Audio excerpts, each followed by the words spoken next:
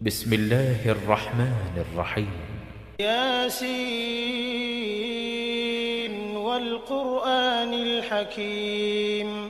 إنك لمن المرسلين على صراط مستقيم تنزيل العزيز الرحيم لتنذر قوما ما أنذر آباؤهم فهم غافلون لقد حق القول على أكثرهم فهم لا يؤمنون إنا جعلنا في أعناقهم أغلالا فهي إلى الأذقان فهم مقمحون وجعلنا من بين أيديهم سدا ومن خلفهم سدا فأغشيناهم فهم لا يبصرون وسواء عليهم أأنذرتهم أم لم تنذرهم لا يؤمنون إنما تنذر من اتبع الذكر وخشي الرحمن بالغيب فبشره بمغفرة وأجر كريم إنا نحن نحيي الموتى ونكتب ما قدموا وآثارهم وكل شيء أحصيناه في إمام مبين واضرب لهم مثلا أصحاب القرية إذ جاءها المرسلون إذ أرسلنا إليهم 2 فكذبوهما فعززنا بثالث فقالوا إنا إليكم مرسلون قالوا ما أنتم إلا بشر مثلنا وما أنزل الرحمن من شيء إن أنتم إلا تكذبون قالوا ربنا يعلم إنا إليكم لمرسلون وما علينا إلا البلاغ المبين قالوا إنا تطيرنا بكم لئن لم تنتهوا لنرجمنكم وليمسنكم منا عذاب أليم قالوا طائركم معكم أئن ذكرتم بل أنتم قوم مسرفون وجاء من أقصى المدينة رجل يسعى قال يا قوم اتبعوا المرسلين اتبعوا من لا يسألكم أجرا وهم مهتدون وما لي لا أعبد الذي فطرني وإليه ترجعون أأتخذ من دونه آلهة إن يردني الرحمن بضر لا تغن عني شفاعتهم شيئا ولا ينقذون إني إذا لفي ضلال مبين إني آمنت بربكم فاسمعون قيل ادخل الجنة قال يا ليت قومي يعلمون بما غفر لي ربي وجعلني من المكرمين وما أنزلنا على قومه من بعده من جند من السماء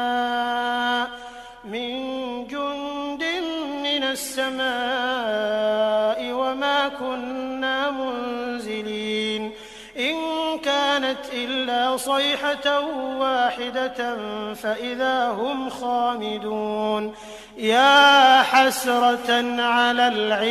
العباد ما يأتيهم من رسول إلا كانوا به يستهزئون ألم يروا كم أهلكنا قبلهم من القرون أنهم إليهم لا يرجعون وإن كل لما جميع لدينا محضرون وآية لهم الأرض الميتة أحييناها فأخرجنا منها حبا فمنه يأكلون وجعلنا فيها جنات من نخيل وأعناب وفجرنا فيها من العيون ليأكلوا من ثمره وما عملته أيديهم أفلا يشكرون سبحان الذي خلق الأزواج كلها مما تنبت الأرض ومن أنفسهم ومما لا يعلمون وآية لهم الليل نسلخ منه النهار فإذا هم مظلمون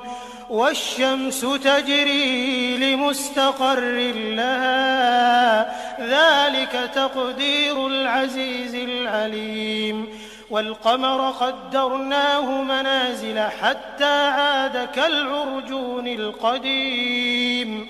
لا الشمس ينبغي لها أن تدرك القمر ولا الليل سابق النهار وكل في فلك يسبحون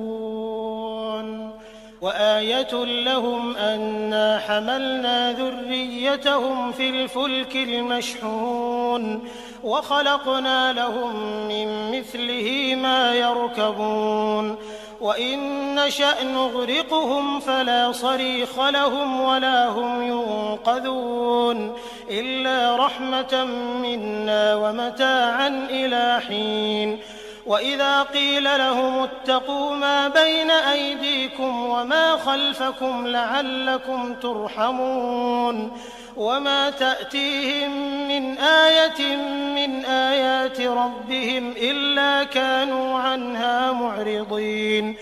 وإذا قيل لهم أنفقوا مما رزقكم الله قال الذين كفروا للذين آمنوا أنطعم من لو يشاء الله أطعمه إن أنتم إلا في ضلال مبين ويقولون متى هذا الوعد إن كنتم صادقين ما ينظرون إلا صيحة واحدة تأخذهم وهم يخصمون فلا يستطيعون توصية ولا إلى أهلهم يرجعون ونفخ في الصور فإذا هم من الأجداث إلى ربهم ينسلون قالوا يا ويلنا من بعثنا من مرقدنا هذا ما وعد الرحمن وصدق المرسلون إن كانت إلا صيحة واحدة فإذا هم جميع لدينا محضرون فاليوم لا تظلم نفس شيئا ولا تجزون إلا ما كنتم تعملون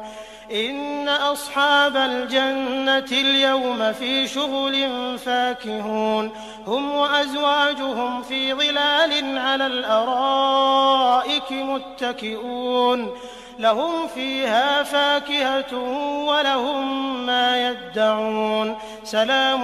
قولا من رب رحيم وامتازوا اليوم أيها المجرمون ألم أعهد إليكم يا بني آدم ألا تعبدوا الشيطان إنه لكم عدو مبين وأن اعبدوني هذا صراط مستقيم ولقد أضل منكم جبلا كثيرا أفلم تكونوا تعقلون هذه جهنم التي كنتم توعدون اصلوها اليوم بما كنتم تكفرون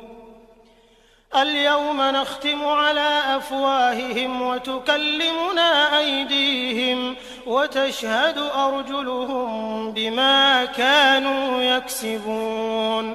ولو نشاء لطمسنا على أعينهم فاستبقوا الصراط فأنى يبصرون ولو نشاء لمسخناهم على مكانتهم فما استطاعوا مضيا ولا يرجعون ومن نعمره ننكسه في الخلق أفلا يعقلون وما علمناه الشعر وما ينبغي له إن هو إلا ذكر وقرآن مبين لينذر من كان حيا ويحق القول على الكافرين أولم يروا أنا خلقنا لهم مما عملت أيدينا أنعاما فهم لها مالكون وذللناها لهم فمنها ركوبهم ومنها يأكلون ولهم فيها منافع ومشارب أفلا يشكرون واتخذوا من دون الله آلهة لعلهم ينصرون لا يستطيعون نصرهم وهم لهم جند محضرون فلا يحزنك قولهم إنا نعلم ما يسرون وما يعلنون أولم ير الإنسان أنا خلقناه من نطفة فإذا هو خصيم مبين وضرب لنا مثلا ونسي خلقه قال من يحيي العظام وهي رميم قل يحييها الذي أنشأها أول مرة وهو بكل خلق عليم الذي جعل لكم من الشجر الأخضر نارا فإذا أنتم منه توقدون أوليس الذي خلق السماوات والأرض بقادر على أن يخلق مثلهم بلى وهو الخلاق العليم إنما أمره إذا أراد شيئا أن يقول له كن فيكون فسبحان الذي بيده ملكوت كل شيء وإليه ترجعون بسم الله الرحمن الرحيم الرحمن علم القرآن خلق الإنسان علمه البيان الشمس والقمر بحسبان والنجم والشجر يسجدان والسماء رفعها ووضع الميزان ألا تطغوا في الميزان وأقيموا الوزن بالقسط ولا تخسروا الميزان والأرض وضعها للأنام فيها فاكهة والنخل ذات الأكمام والحب ذو العصف والريحان فبأي آلاء ربكما تكذبان خلق الإنسان من صلصال كالفخار وخلق الجان من مارج من نار فبأي آلاء ربكما تكذبان رب المشرقين ورب المغربين فبأي آلاء ربكما تكذبان مرج البحرين يلتقيان بينهما برزخ لا يبغيان فبأي آلاء ربكما تكذبان يخرج منهما اللؤلؤ والمرجان فبأي آلاء ربكما تكذبان وله الجوار المنشآت في البحر كالأعلام فبأي آلاء ربكما تكذبان كل من عليها فان ويبقى وجه ربك ذو الجلال والإكرام والإكرام فبأي آلاء ربكما تكذبان يسأله من في السماوات والأرض كل يوم هو في شأن فبأي آلاء ربكما تكذبان سنفرغ لكم أيها الثقلان فبأي آلاء ربكما تكذبان يا معشر الجن والإنس إن استطعتم أن تنفذوا من أقطار السماوات والأرض فانفذوا لا تنفذون إلا بسلطان فبأي آلاء ربكما تكذبان يرسل عليكما شواظ من نار ونحاس فلا تنتصران فبأي آلاء ربكما تكذبان فإذا انشقت السماء فكانت وردة كالدهان فبأي آلاء ربكما تكذبان فيومئذ لا يسأل عن ذنبه إنس ولا جان فبأي آلاء ربكما تكذبان يعرف المجرمون بسيماهم فيؤخذ بالنواصي والأقدام فبأي آلاء ربكما تكذبان هذه جهنم التي يكذب بها المجرمون يطوفون بينها وبين حميم آن فبأي آلاء ربكما تكذبان ولمن خاف مقام ربه جنتان فبأي آلاء ربكما تكذبان ذواتا أفنان فبأي آلاء ربكما تكذبان فيهما عينان تجريان فبأي آلاء ربكما تكذبان فيهما من كل فاكهة زوجان فبأي آلاء ربكما تكذبان متكئين على فرش بطائنها من استبرق وجنى الجنتين دان فبأي آلاء ربكما تكذبان فيهن قاصرات الطرف لم يطمثهن إنس قبلهم ولا جان فبأي آلاء ربكما تكذبان كأنهن الياقوت والمرجان فبأي آلاء ربكما تكذبان هل جزاء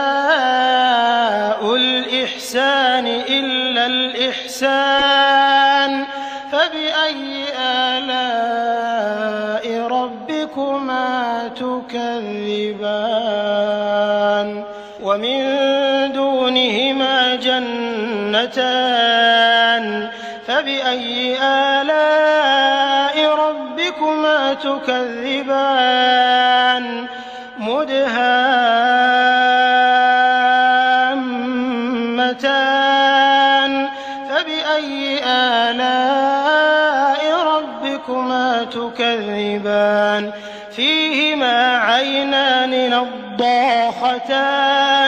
فبأي آلاء ربكما ربكما تكذبان فيهما فاكهة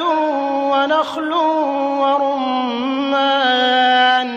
فبأي آلاء ربكما تكذبان فيهن خيرات حسان فبأي آلاء ربكما تكذبان حور مقصورات في الخيام فبأي آلاء ربكما تكذبان لم يطمثهن إنس قبلهم ولا جان فبأي آلاء ربكما تكذبان متكئين على رفرف خضر وعبقري حسان فبأي آلاء ربكما تكذبان تبارك اسم ربك ذي الجلال والإكرام. بسم الله الرحمن الرحيم. ياسين والقرآن الحكيم إنك لمن المرسلين على صراط مستقيم تنزيل العزيز الرحيم لتنذر قوما ما أنذر آباؤهم فهم غافلون لقد حق القول على أكثرهم فهم لا يؤمنون إنا جعلنا في أعناقهم أغلالا فهي إلى الأذقان فهم مقمحون وجعلنا من بين أيديهم سدا ومن خلفهم سدا فأغشيناهم فهم لا يبصرون وسواء عليهم أأنذرتهم أم لم تنذرهم لا يؤمنون إنما تنذر من اتبع الذكر وخشي الرحمن بالغيب فبشره بمغفرة وأجر كريم إنا نحن نحيي الموتى ونكتب ما قدموا وآثارهم وكل شيء أحصيناه في إمام مبين واضرب لهم مثلا أصحاب القرية إذ جاءها المرسلون إذ أرسلنا إليهم 2 فكذبوهما فعززنا بثالث فقالوا إنا إليكم مرسلون قالوا ما أنتم إلا بشر مثلنا وما أنزل الرحمن من شيء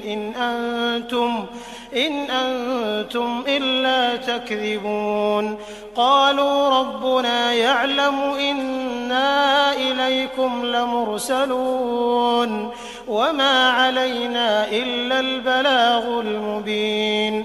قالوا إنا تطيرنا بكم لئن لم تنتهوا لنرجمنكم وليمسنكم منا عذاب أليم قالوا طائركم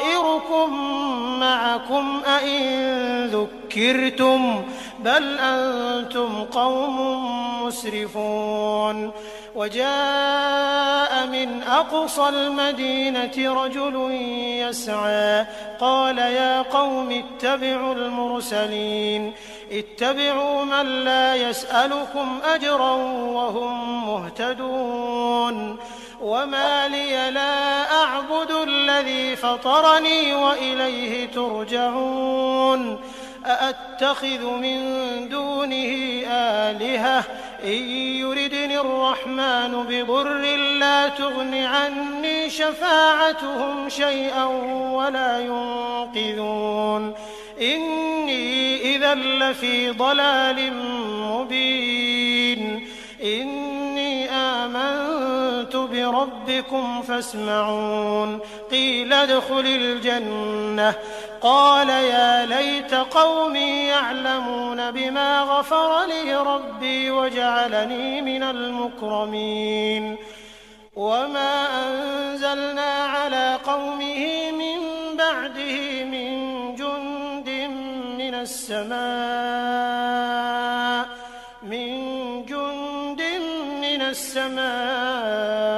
وما كنا منزلين إن كانت إلا صيحة واحدة فإذا هم خامدون يا حسرة على العباد ما يأتيهم من رسول إلا كانوا به يستهزئون ألم يروا كم أهلكنا قبلهم من القرون أنهم إليهم لا يرجعون وإن كل لما جميع لدينا محضرون وآية لهم الأرض الميتة أحييناها وأخرجنا منها حبا فمنه يأكلون وجعلنا فيها جنات من نخيل وأعناب وفجرنا فيها من العيون ليأكلوا من ثمره وما عملته أيديهم أفلا يشكرون سبحان الذي خلق الأزواج كلها مما تنبت الأرض ومن أنفسهم ومما لا يعلمون وآية لهم الليل نسلخ منه النهار فإذا هم مظلمون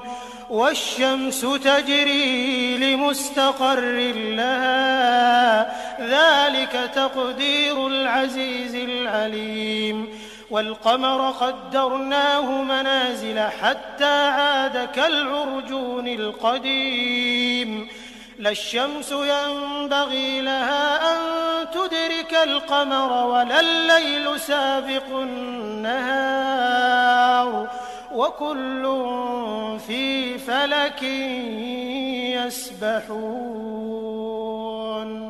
وآية لهم أنا حملنا ذريتهم في الفلك المشحون وخلقنا لهم من مثله ما يركبون وإن نشأ نغرقهم فلا صريخ لهم ولا هم ينقذون إلا رحمة منا ومتاعا إلى حين وإذا قيل لهم اتقوا ما بين أيديكم وما خلفكم لعلكم ترحمون وما تأتيهم من آية من آيات ربهم إلا كانوا عنها معرضين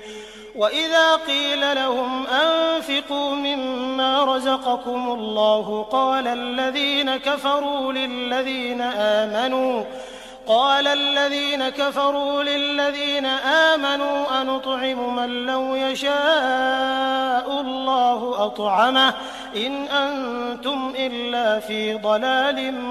مبين ويقولون متى هذا الوعد إن كنتم صادقين ما ينظرون إلا صيحة واحدة